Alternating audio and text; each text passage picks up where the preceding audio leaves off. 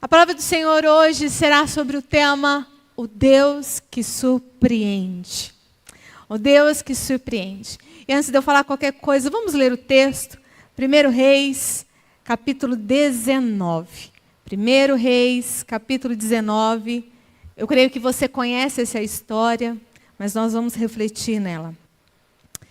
Será projetado, eu vou estar lendo na versão NVT, que é uma versão um pouco mais atualizada. A palavra do Senhor diz assim: Acabe contou a Jezabel tudo o que Elias havia feito, incluindo o modo como havia matado todos os profetas de Baal. Por isso, Jezabel enviou esta mensagem a Elias: que os deuses me castiguem severamente, se até amanhã nesta hora eu não fizer a você o que você fez aos profetas de Baal. Elias teve medo e fugiu para salvar a vida. Foi para Berseba, uma cidade em Judá, e ali deixou seu servo. Depois foi sozinho para o deserto, caminhando o dia todo. Sentou-se debaixo de um pé de giesta e orou, pedindo para morrer. Já basta, Senhor, disse ele. Tira minha vida, pois não sou melhor que meus antepassados que já morreram. Então, ele se deitou debaixo do pé de giesta e dormiu. Enquanto dormia, um anjo tocou e disse: levanta-se e coma. Elias olhou em redor e viu perto de sua cabeça um pão assado sobre as pedras quentes e um jarro de água. Ele comeu, bebeu e se deitou novamente. O anjo do Senhor voltou, tocou mais uma vez e disse: levante-se e coma um pouco mais. Do contrário, não aguentará a viagem que tem pela frente. Elias se levantou, comeu e bebeu, e o alimento lhe deu forças para uma jornada de 40 dias e 40 noites até o monte Sinai, o monte de Deus. Ali encontrou uma caverna onde passou a noite. Então o Senhor lhe disse: o que você faz aqui, Elias? Ele respondeu: tenho servido com zelo ao Senhor, o Deus dos exércitos. Contudo, os israelitas quebraram a aliança contigo, derrubaram teus altares e mataram todos os teus profetas. Sou o único que restou. E agora também procuram me matar. Saia e ponha-se diante de mim no monte, disse o Senhor. E enquanto Elias estava ali, o Senhor passou. E um forte vendaval atingiu o monte. Era tão intenso que as pedras se soltavam do monte diante do Senhor. Mas o Senhor não estava no vento. Depois do vento houve um terremoto, mas o Senhor não estava no terremoto. Depois do terremoto houve fogo, mas o Senhor não estava no fogo. E depois do fogo veio um suave sussurro. Quando Elias o ouviu, cobriu o rosto com a capa, saiu e ficou na entrada da caverna. E uma voz disse: o que faz aqui, Elias? Ele respondeu outra vez: tenho servido com zelo ao Senhor, o Deus dos exércitos. Contudo, os israelitas quebraram aliança contigo, derrubaram teus altares e mataram todos os teus profetas. Sou o único que restou e agora também procuram me matar. Então o Senhor lhe disse: volte pelo caminho por onde veio e vá para o deserto de Damasco. Quando chegar lá, unja Azael para ser rei da Síria. Depois unja também Jeú, neto de Ninsi, para ser rei de Israel. E unja Eliseu, filho de Zafate, da cidade de Abel-Meolá, para substituir você como meu profeta. Quem escapar da espada de Azael será morto por Jeú, e quem escapar da espada de Jeú será morto por Eliseu. No entanto, preservarei 7.000 de Israel, que nunca se prostraram diante de Baal, nem o beijaram. Elias partiu e encontrou Eliseu, filho de Zafate, arando um campo. Havia 12 parelhas de boi no campo, e Eliseu arava com a última parelha. Elias se aproximou de Eliseu, lançou sua capa sobre os ombros dele e continuou a caminhar. Eliseu deixou os bois ali, correu atrás de Elias e disse: primeiro, deixe-me dar um beijo de despedida em meu pai e minha mãe, então o seguirei. Elias respondeu: pode voltar, mas pense no que lhe fiz. Eliseu voltou para sua parelha de bois e os matou. Usou a madeira do arado para fazer fogo e assar a carne, distribuiu a carne para o povo da cidade, e todos eles comeram. Então partiu com Elias, com seu ajudante. Amém? É uma história conhecida, a história de Elias. Creio que todos aqui conhecem. Se não conhece, leia 1 Reis. Essa semana aconteceu algo inusitado no prédio onde nós moramos, e creio que quase todo mundo aqui já sabe, né? 2 pintores ficaram presos, né? O andaime, digamos andaime, mas chama balancim, estava no 9º andar, houve um problema no motor e ele pendeu 1 metro. E eles quase caíram, não caíram porque estavam presos ao cinto de segurança. E essa história foi, assim, inusitada para nós, porque foi para todos os lugares. Globo, Record, SBT, todo mundo. O prédio, o síndico ficou famoso depois do susto. Foi, assim, algo muito... né? E eu falei para ele, Lucas, sabe por que está tudo isso? Por causa do ato dos bombeiros, que os bombeiros tiveram que subir e fazer um rapel para retirá-los de lá. Então, eles foram tidos como heróis. Foram 2 bombeiros que fizeram o rapel. Eles foram tidos como heróis. Mas eu fiquei pensando, ali eles tiveram êxito, salvaram os 2, até porque eles estavam todos, né, com os equipamentos de segurança. Mas quantas vezes talvez eles saem para socorrer alguém e não conseguem? Quantas vezes um socorrista do SAMU chega até um lugar e não consegue trazer de volta aquela vida? E talvez seja frustrante. Eu sei que eles são treinados para não ficarem frustrados, mas deve ser muito frustrante. Deve ser muito triste ir para socorrer alguém, ajudar alguém, fazer um ato de coragem e não sair como você pensou. Você já fez algo na vida que você pensou, esquematizou, sonhou, planejou, foi lá, fez e deu tudo ao contrário? Saiu totalmente o oposto do que você pensava? Talvez essa tenha sido o sentimento de Elias. Elias ficou frustrado, porque ele achava que tudo que ele tinha feito não tinha dado certo. Porque o capítulo de 1 Reis, o 18, você vai ver que ali, Elias, depois de 3 anos de seca, né, em Israel, 3 anos, ele vai até o Monte Carmelo e desafia os profetas de Baal. Ele desafia os profetas dizendo, olha, vamos fazer 2 altares, aquele que for o Deus verdadeiro, porque eles adoravam a Baal, adoravam a Será. Falou, aquele que vier, o Deus que vier e secar tudo, consumir tudo o altar, é o Deus verdadeiro.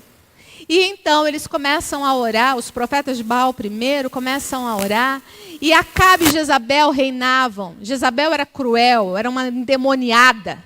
E ela dava muito trabalho, e ela matava todos os profetas do Senhor, ela perseguia.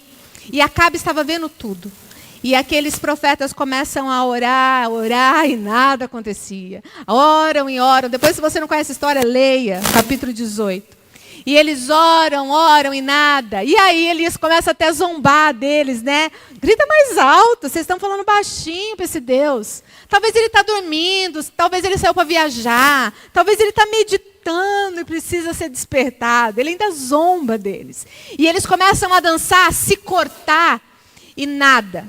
E aí quando eles viram que não tinha mais jeito, Elias vai lá, arruma o altar do jeito dele, coloca as 12 pedras representando as 12 tribos de Israel e ora ao Senhor. E o Senhor manda fogo do céu. Literalmente, cai fogo do céu, consome tudo, até as pedras, né? Diz que ele lambe a água, seca tudo. E aí eles reconhecem que o Senhor era o Deus verdadeiro. Elias está maravilhado com o que Deus fez. E ele ainda sobe mais no cume e ora para o Senhor mandar chuva. E aí o Senhor manda uma forte torrente chuva. Irmãos, imaginem a alegria quando Elias desce do monte. Consegui cumprir a minha missão. Fiz tudo o que eu tinha que fazer. Elias estava acostumado a ver o sobrenatural de Deus, a ver milagres de Deus, a ver coisas grandiosas de Deus o tempo todo. Ele estava extasiado. Mas esse mesmo homem, esse homem que quando os profetas veem que o Deus O nosso Deus é o Deus verdadeiro. Ele vai e mata os 450 a fio da espada. Era um homem corajoso, um homem forte, um homem confiante. Mas esse mesmo homem, quando desce para Jezreel, Acabe dá a notícia para Jezabel. Jezabel manda uma mensagem para ele. Fala, eu falo pelos meus deuses, eram os deuses dela. Até amanhã, a esta hora, você vai estar morto.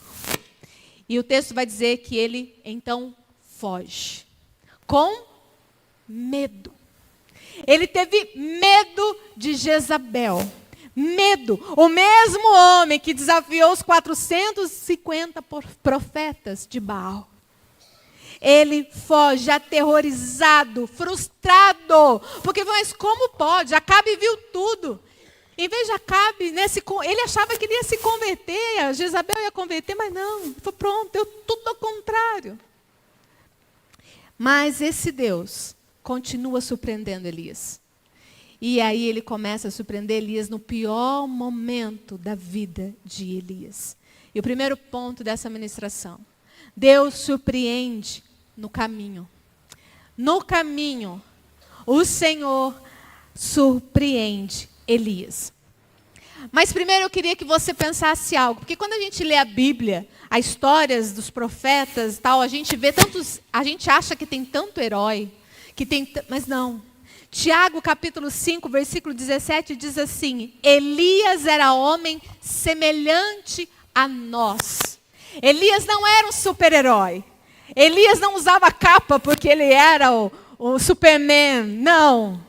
Elias não era. Ele era um homem de carne e osso como eu e você. Embora uns tenham mais carne e outros tenham mais osso, mas a gente é tudo igual. A gente é tudo igual. Nós somos iguais perante o Senhor.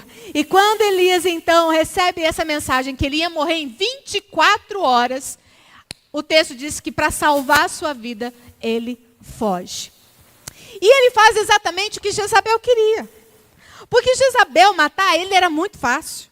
Mas se ele matasse Elias agora, ele se tornaria um mártir. Mas ele fugindo, ele seria um covarde. Essa era a intenção. E Charles Spurgeon comenta dizendo que Elias bateu em retirada diante de um inimigo derrotado. Eles estavam derrotados, mas Elias foge. Durante 3 anos, Elias ora para todas as situações, pede a direção de Deus em todas as situações, mas nessa hora, ele não faz nada. Ele corre. Ele tem tanto medo dessa mulher que ele corre. Ele vai embora. E ele vai para Betseba. Jezreel a Betseba é em média 160 quilômetros. Ele faz isso num dia. E ele vai, deixa o servo dele lá. E diz que ele vai para o deserto e vai para debaixo de um arbusto, debaixo de uma árvore. Tem vários nomes para essa árvore. Zímbaro, junípero ou giesta, que é a versão. Mas era uma árvore com flores que dava sombra no deserto. E sentado à sombra dessa árvore, ele faz uma oração. Mas que oração foi essa? Senhor, chega, basta, não dá mais. Quero morrer. Me mata. Me mata porque eu não aguento mais. Eu não sou melhor que os meus antepassados. A gente acha aqui que ele está se comparando, mas aqui nessa frase, em outras versões, diz: eu também errei como os meus antepassados. Ele se sente frustrado. Ele se sente falho porque ele achava que Jezabel e Acabe iriam se converter. E por isso ele se sente fracassado, ele se sente exausto. Imagina o esforço, sobe monte, desce monte, mata 450. Ele estava acabado, exausto de tanto esforço. E unido a uma crise emocional e a falta de fé, ele entra numa depressão profunda. Depressão não é de hoje, meu irmão. Depressão é de muito tempo. Ele estava em depressão profunda. A exaustão de Elias foi tão grande, que depois que ele pede a morte, ele dorme debaixo daquele arbusto. Ele apaga. Ele dorme. E aí, quando ele acorda, um anjo está cutucando ele. Acho que ele acordou e falou assim, morri. Agora morri mesmo. Deus me levou. Porque acordou um anjo, do lado tinha pão e tinha água. Ele come, ele bebe, mas ele estava tão cansado que ele volta a dormir. E eu acho interessante que Deus permite que ele continue descansando. Deus permite que ele descanse. E depois, novamente, o anjo então chama ele e fala, levante, come. E a versão árabe diz, porque o caminho será sobremodo longo. Como Deus é surpreendente. Como esse Deus é surpreendente. Elias estava esperando a morte em 24 horas. Mas o anjo do Senhor chega para ele, se levanta e come, porque o teu caminho é grande, meu filho. Come, é grande, é grande. Eu não sei se você ainda está entendendo o que Deus quer falar conosco hoje. Mas talvez como Elias você está frustrado. Talvez como Elias você está desanimado, exausto, sem força para prosseguir. Ou talvez você está pedindo a morte. Senhor, eu quero morrer. Eu não quero mais viver. Talvez você esteja numa depressão. E muitas vezes quando nós estamos passando por esse momento, é preciso descansar. Descansar não é pecado. É importante. Às vezes é importante parar. É importante a gente entender as nossas limitações. Entender até onde a gente pode ir. Entender o nosso limite. Mulher, 24 horas, aquele monte de coisa, a gente acha que pode. E aí começa a vir doenças, e a gente não sabe por quê, porque você não parou.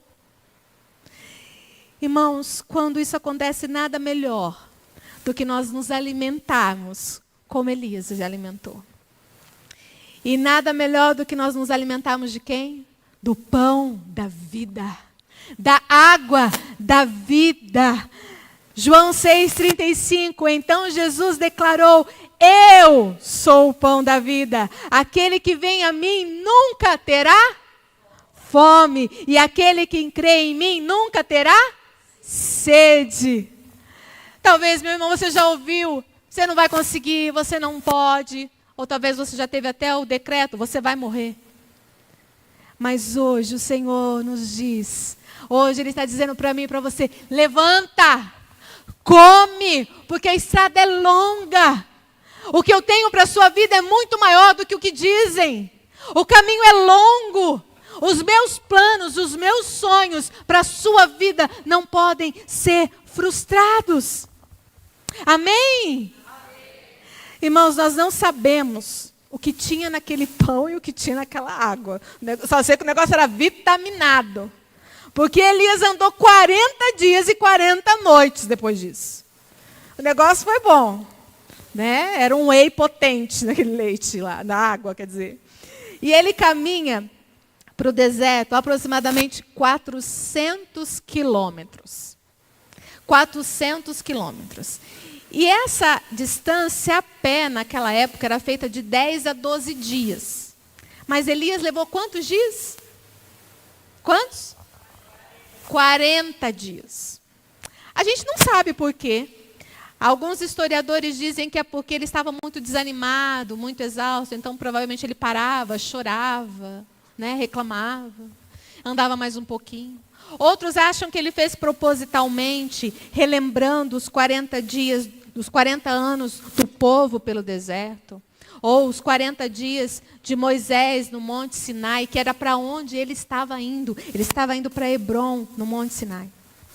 E é interessante, eu não sei se você sabe, mas o número 40 na Bíblia, ele significa um tempo necessário para haver uma mudança radical.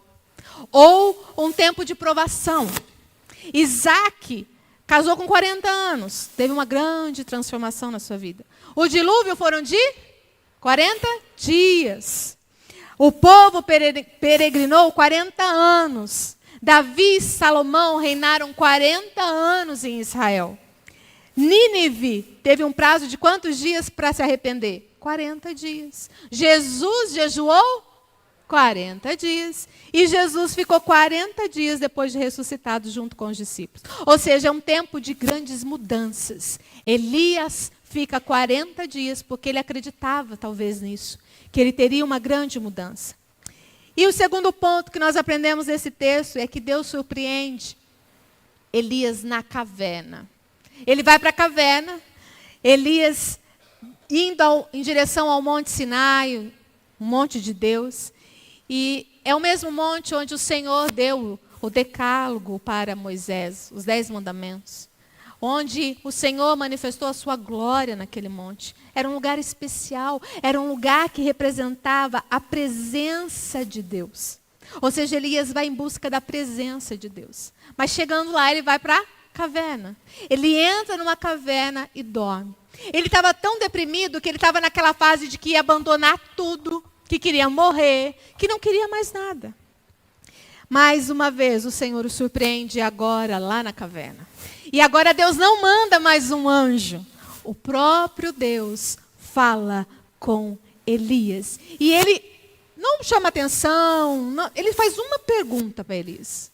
O que fazes aqui, Elias? O que você está fazendo aqui?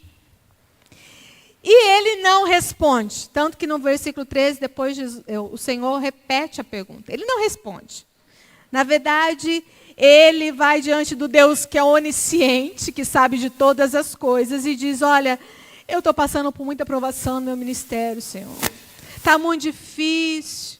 Eu tenho sido tão fiel. Nessa resposta dele, ele revela um pouco de orgulho e um pouco de pena de si mesmo, talvez. E quando ele usa o pronome estão tentando me matar, ele até exagera, porque quem queria matar ele era só uma, era Jezabel. Estão tentando me matar. Ele estava tão deprimido que ele estava assim, ninguém me ama, ó céus, estava desse jeito. E ele diz também que se sente sozinho, eu sou o único que restou, só ficou eu, sozinho, estou sozinho. E Deus não vai lá, tadinho de você, ô dó. Não. O Senhor ordena que ele vai para a entrada do monte. E a gente percebe pelo texto que ele nem obedece. E aí o texto diz que o Senhor passa. Isso já nos lembra da passagem de Êxodo 33, 21 e 22, quando o Senhor passou e a glória dele foi manifestada para Moisés. Mas Elias precisava de uma nova visão. Elias precisava ver algo novo do poder da glória de Deus. E primeiro diz que vem um grande vento. Vem um vento forte, um vendaval, mas Deus não estava no vento. Ou seja, Elias não ouviu Deus no vento. Aí vem um terremoto. Imagina, gente, um vento forte que abalou a montanha. E depois vem o terremoto. E aí diz que Deus também não estava no terremoto. E aí Deus manda fogo. Manda fogo, mas Deus também não estava no fogo, porque Elias não ouve o Senhor no fogo. O vento, o terremoto e o fogo são meios os quais o Senhor se manifestava no Antigo Testamento. Lembra Moisés, a sarça? Várias formas quando Deus se manifestavam era assim. E na teologia nós dizemos isso de teofania, que é o manifestar de Deus, a manifestação de Deus. E quando os israelitas viam isso, eles adoravam o Senhor. E aí eu fiquei pensando, essa também será as manifestações do Senhor nos últimos dias.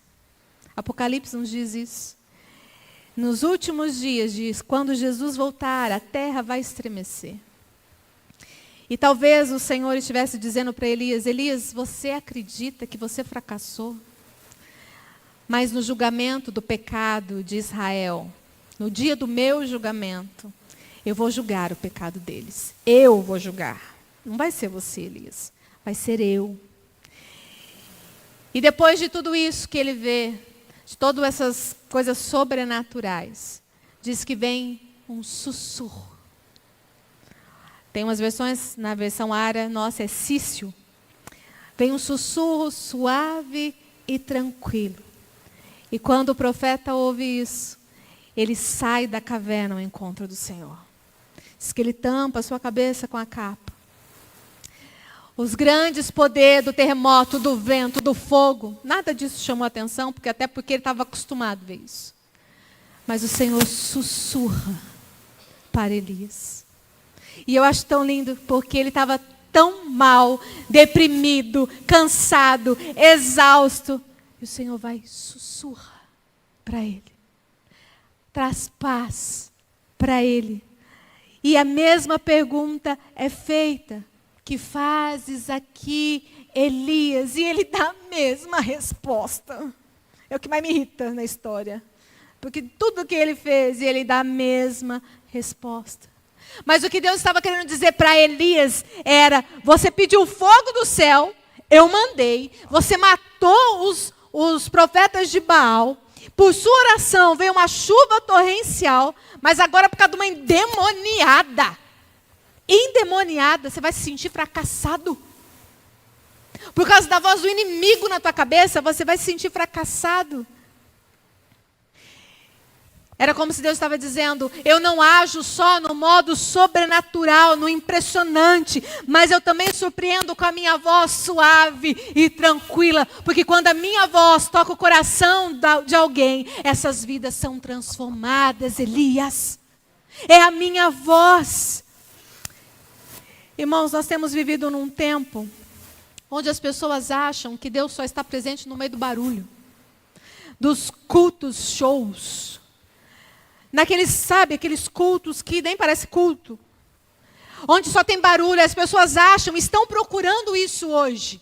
Acham que Deus só se manifesta nesses lugares. E Ele pode se manifestar sim, porque Ele é Deus. Ele manifesta como quer, onde quer, como Ele quiser. Ele é Deus. Mas as maiores manifestações do Senhor são feitas de forma simples. É um sussurro de Deus ao nosso ouvido. Quando ele quis iniciar a nação de Israel, ele manda um bebê chamado Isaac. Quando ele quis livrar a nação da escravidão, ele manda um bebê, Moisés. Quando ele quer cumprir uma missão de matar o gigante Golias, ele leva um menininho de 15 anos, sardentinho, miudinho, para derrubar um homem de 3 metros de altura com uma pedrinha. Esse Deus, quando quis salvar o mundo, mandou o seu filho como um bebê para salvar a minha vida e a sua vida. É esse Deus que deseja alcançar o mundo pelo ministério, sabe de quê? De vasos de barro. Ele não quer super-heróis, ele quer eu e você, vasos de barro. E nas palavras do Dr. Oswald Sander diz que os sussurros do Calvário são muito mais poderosos que o trovão do Sinai para conduzir os homens ao arrependimento. Elias não tinha nada de novo para dizer para Deus, mas Deus tinha algo novo para a sua vida. Deus tinha algo para ele recomeçar. O Senhor tinha algo para dar uma esperança para um servo que estava frustrado. E primeiro o Senhor disse para Elias: Elias, volta para o posto de trabalho. Volta a trabalhar, meu filho. Mente vazia, oficina do?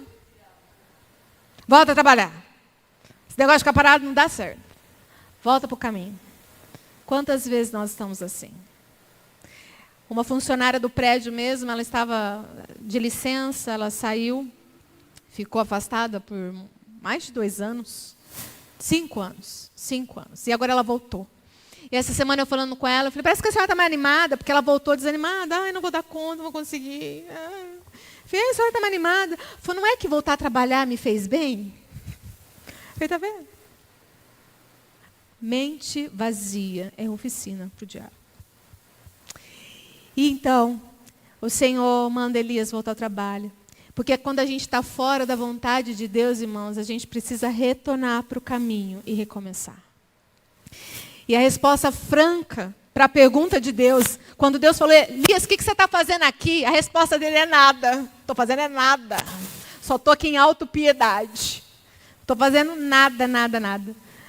Mas Elias foi chamado para servir, o caminho ainda era de sobremodo longo.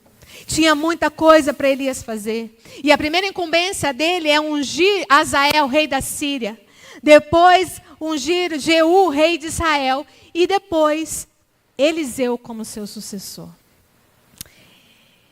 Elias, que havia queixado que aquela geração havia abandonado a Cristo, agora é colocado para ajudar a construir uma nova geração, ungindo 2 reis e um profeta. O Senhor também informa Elias no texto que ele não estava sozinho. Tinha mais 7.000 servos que não haviam adorado Baal. 7.000 pessoas. Deus estava dizendo para Elias: Elias, para de chorar pelo passado. Para de fugir do presente. Pois agora é hora de começar a preparar o futuro. Irmãos, quando Deus está no controle, há esperança. Quando Deus está no controle, há esperança. Elias volta para o caminho, para onde ele tinha que ficar. Ele retorna ao trabalho. Irmãos, talvez assim como Elias, você até está tentando ir à presença de Deus, mas está escondido. Ou está esperando acontecer um milagre sobrenatural na sua vida. Está esperando talvez cair do céu. Está esperando algo acontecer, enquanto o Senhor sussurra no seu ouvido dizendo: calma, eu estou com você. Eu estou cuidando de tudo, nada saiu do meu controle. Eu continuo reinando e conduzindo a sua vida. Ou talvez você está com ele murmurando, achando que está sozinho, que ninguém te ama, que ninguém te valoriza. E o Senhor está te perguntando: o que você está fazendo nessa caverna, meu filho? O que você está fazendo aí escondido? O que você está fazendo aí? Volte a caminhar, porque o meu caminho é muito maior do que você pensa. Volte para a estrada. E talvez o Senhor está dizendo: você acha que ninguém te ama, mas muitos ainda te amam. E muitos ainda precisam ouvir a tua voz. Muitos precisam ouvir a minha palavra através da sua vida. E o terceiro e último ponto dessa mensagem é que Deus surpreende Elias no fim dessa jornada. Ele surpreende no caminho, na caverna e no fim da jornada. Segundo Reis, capítulo 2, versículo 11, versículo 12, diz assim: de repente, enquanto caminhavam e conversavam, surgiu uma carruagem de fogo, puxada por cavalos de fogo.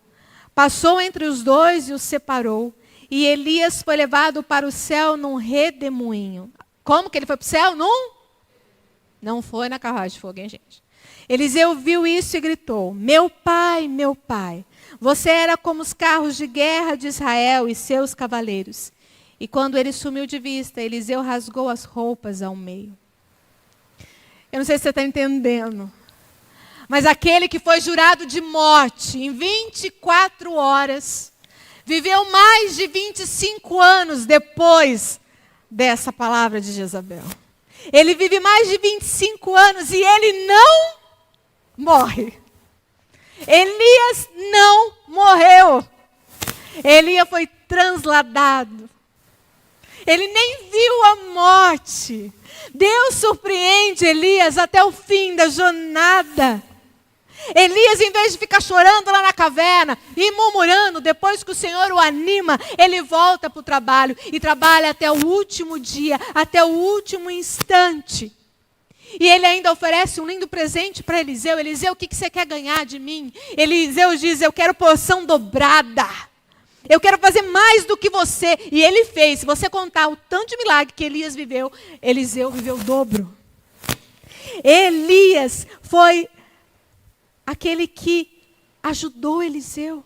Ele preparou a futura geração. Ele deixou um legado. Ei, irmão, saia, acorde, sai da caverna, levanta, come e faça com que a futura geração adore a esse Deus.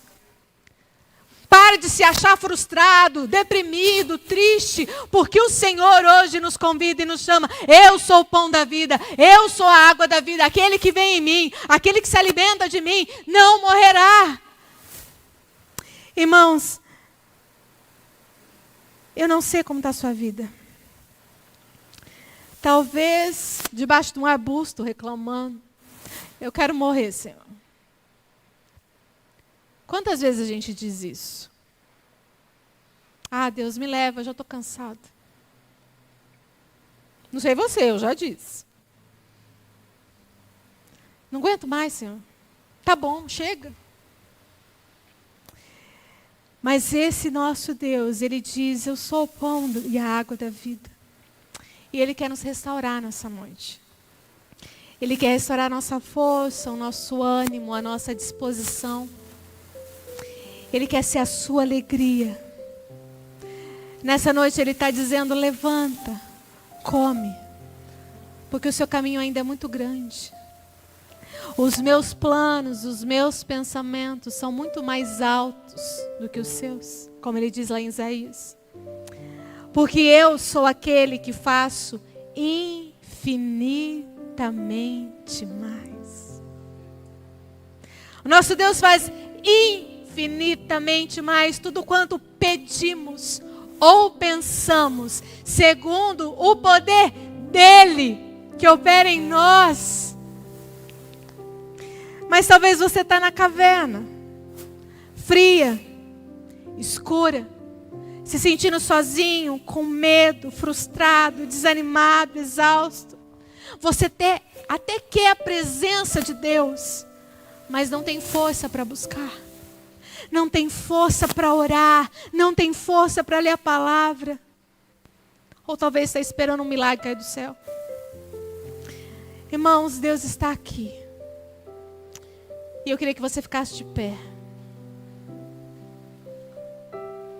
Deus está aqui, Ele está sussurrando no meu ouvido e no seu ouvido nessa noite, dizendo, ainda que você passe pelo vale da sombra da morte, não tema, porque eu estou contigo.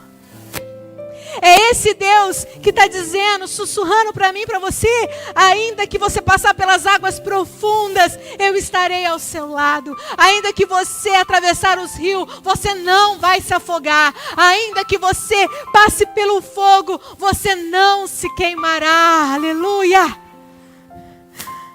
E Ele diz, porque eu sou o Senhor. Porque eu sou o teu Salvador, o Deus de Israel. Irmão, você está chorando por quê? Se você tem um Deus que cuida de você, um Deus que jamais te esqueceu, um Deus que sabe de tudo o que você está passando, e é um Deus que mandou te dizer que Ele está cuidando.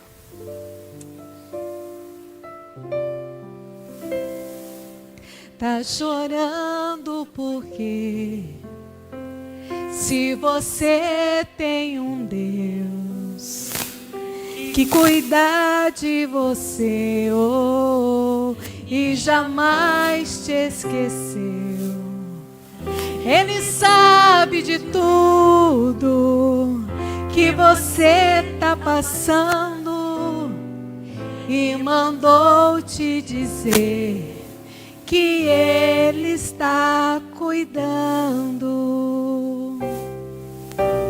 Lembra de onde você veio, onde você chegou. Lembra de todos os livramentos que você já passou. Nem era pra você estar aqui, mas Deus falou assim, esse aí vou levantar. Aleluia. E onde colocar a mão eu vou abençoar. Escute isso. Não chore, quem cuida de você não dorme. Levanta, tem muita gente que te ama. Deus mandou te dizer que vai acontecer. Deus mandou te falar que tudo vai passar. De onde você veio e aonde que você chegou. Lembra de todos os livramentos que você já passou.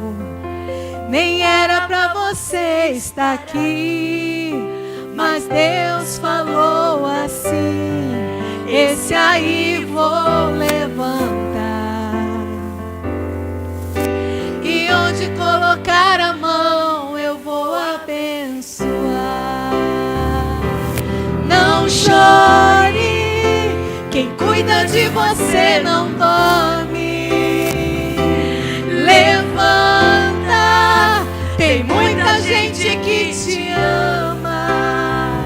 Deus mandou te dizer que vai acontecer. Deus mandou te falar que tudo vai passar. Não chore, quem cuida de você não dorme. Levanta, tem muita gente que te ama. Deus mandou te dizer que vai acontecer. Deus mandou te falar que tudo vai passar. Deus mandou te dizer que vai acontecer. Deus mandou te falar que tudo vai passar. Eu não sei como você chegou aqui hoje. Eu não sei o teu coração, se está frustrado, desanimado, cansado, exausto. Eu não sei se você está passando por uma depressão. Eu não sei se você está precisando descansar. Eu não sei. Eu não sei se você está pensando em desistir do seu ministério, do seu trabalho, ou talvez até da sua vida.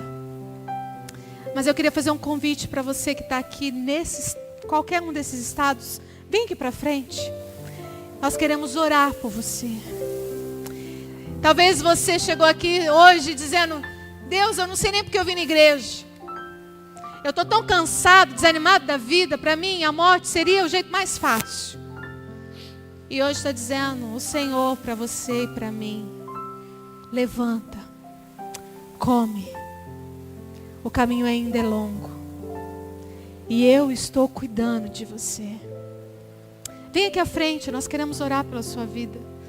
Orar por esse momento talvez que você está passando de tristeza, de angústia no coração, de incerteza. O Senhor está dizendo: não chores. Tem muita gente que te ama. Nós amamos a sua vida. A liderança da igreja ama a sua vida. Talvez você está passando por um tempo tão triste. E o Senhor está dizendo: isso vai passar. Deus mandou te dizer: isso vai passar. Porque Ele está cuidando de você.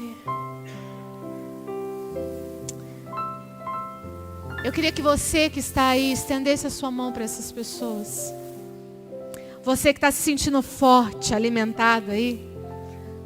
Vamos orar por eles. Fica aqui pra gente, fazendo um favor esse dia.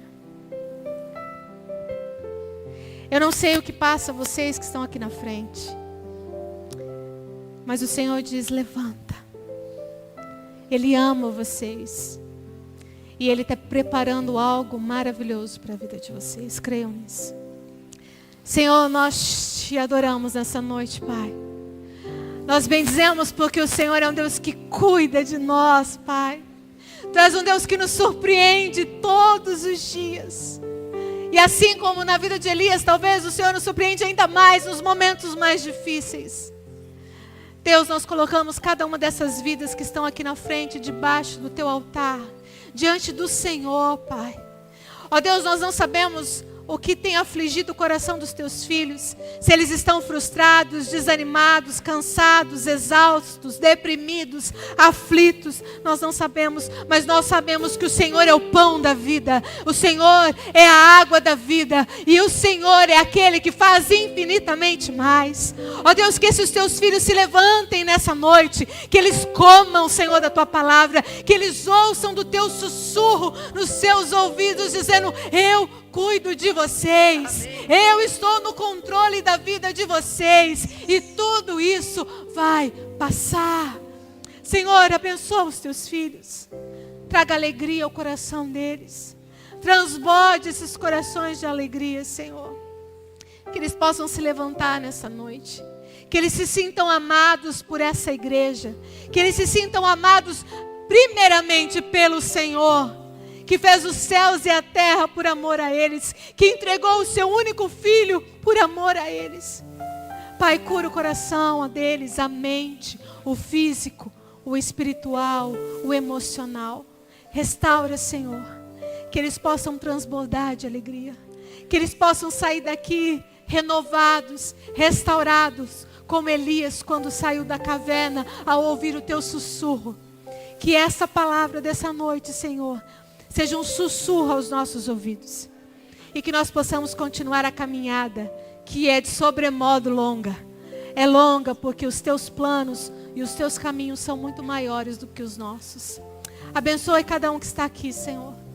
Restaura, Senhor. Toca sobre aqueles que talvez não tiveram coragem de vir aqui à frente, mas estão sendo incomodados pelo teu Espírito.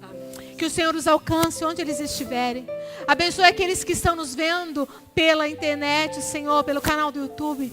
Que o Senhor os alcance também onde eles estão. Que a tua graça os alcance, que o teu socorro os alcance. Que a tua alegria, a tua paz, que excede todo entendimento, os alcance. Essa é a nossa oração, Senhor. Crendo, convictos de que o Senhor é muito maior. E que o Senhor é aquele que faz infinitamente mais. Em nome de Jesus. Amém. Amém. E amém. Deus abençoe vocês. Amém.